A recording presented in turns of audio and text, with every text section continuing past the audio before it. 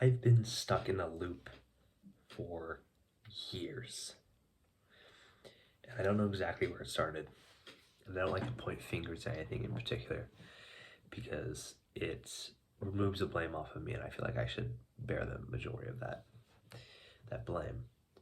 But I think somewhere along the way of my life, I got very comfortable uh, being alone. I think a lot of people get very comfortable in bad habits or their deficiencies. They get comfortable being not good at something, so they don't pursue anything to change it. For me, I would just eat lunch alone when I didn't have anybody immediately. I wouldn't seek out stuff to do with other people because it was such a hassle, or stuff like that.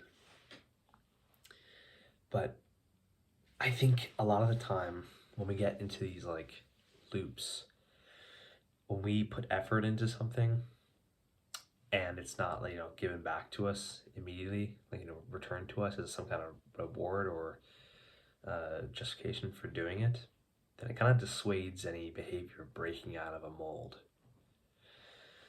And after so much time of doing something, it gets to be like second nature. And I think at that point it's super hard to break out of. And that's probably why people stay unhappy for so long. Not because they want to, but because the pattern becomes so familiar. And when the pattern becomes familiar, even if it hurts you, it feels way safer than the unknown and way more predictable and in control. And that's a really scary place to be because it can make you feel like there's only one way out when there oftentimes isn't. And it's so hard because at that point, the part of you that was, prior to any of these feelings, or the potential you that could be without these thoughts and feelings, is either so small or so removed, or so like locked away. You have that part of you locked away in that deep recess of your brain that being that person doesn't feel like you anymore. Feel real. And for me in middle school, I thought I was so extroverted, and I was loud, disruptive, probably pretty cringe, I would say. Um, but I had a lot of friends, and didn't have any problem, talking or being in doing big things with other people, like lots of people. And now, the opposite. Um, the opposite. I'm shy, introverted, and I couldn't imagine being like the person I was 5, 6 years ago. To me, and to a lot of people, I think changing what you've been doing, especially if you've been doing it for such a long time, and throwing yourself out there at people or at some kind of activity, uh, that in a way that gets me out of whatever I'm in is feels fake. The solution to your problem seems fake, or like a mask you're just putting on, masking your problem. But I guess, or you put a mask on your problem until I guess you just forget it, and then you just change this new mask that you fashioned for yourself. And any of these big advices, these big topics or big things to change about yourself, these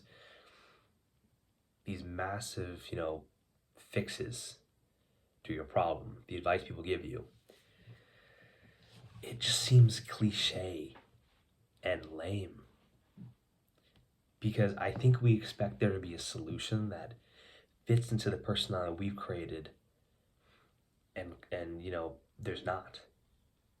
And it takes so much reflection to get to that point. But knowing it, knowing what you need to do, or knowing what you the person you'd like to become and what you like to be comfortable doing now, it's, it's just seems impossible. And I think even worse, it's stranger if you know you can be disciplined. I think there's pretty much not a single person on the planet who is undisciplined in everything. I think everyone has like one or two things that they're really passionate about and able to stick to, plans and topics, and not uh, wander away from them. But that makes it way harder because then, at least for me, it's confusing because it makes you wonder, if I can be disciplined in this one area, why not everywhere else? Why does my brain cooperate in one part of my life and completely resist in another? And maybe part of it is enjoyment. That's probably a big part of it. Maybe another part is, there's a clear cause and effect in some of the things you do, and there's not in some others. And maybe it's just because you've been doing what you've been doing for so long that it is second nature. And that, like I said, anything besides that is wrong and foreign and fake.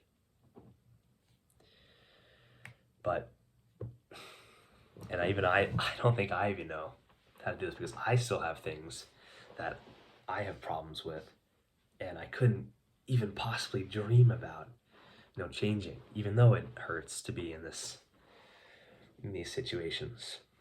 What is there to do? But again, the answers are cliche and lame sounding at least. At the very least, it's just about breaking whatever thing you're trying to do into the smallest steps absolutely possible, and then taking one tiny, toe dip into the water that you can take, and then pulling it back out immediately, and then staying away from it. But one toe dip, and then you get a little bit of momentum, which I have yet to found in some parts of my life, but I probably need to, definitely need to.